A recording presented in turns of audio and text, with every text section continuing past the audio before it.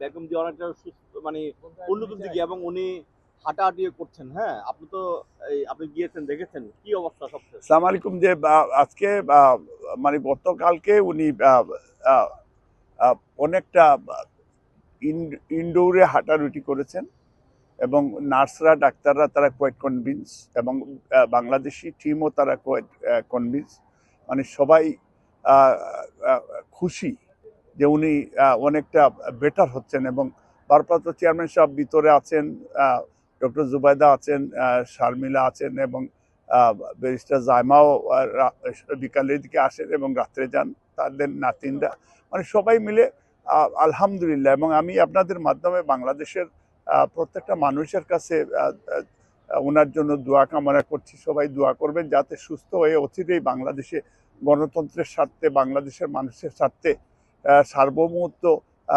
পুনরুদ্ধারের স্বার্থে এবং ইন্টিরিয়াম গভর্নমেন্টকে যাতে এই আমাদের দলের পক্ষ থেকে সহযোগিতা করে, যাতে মেক শিওর ডক্টর ইউনূসের নেতৃত্বে এই বছরেই একটা ফ্রি ফেয়ার নির্বাচন হবে ইনশাল্লাহ। এই নির্বাচন হলে আমরা বিশ্বাস করি বিএনপি সরকার গঠন করবে, এবং বিএনপি বলেছে যে তারা জাতীয় সরকার গঠন করবেন।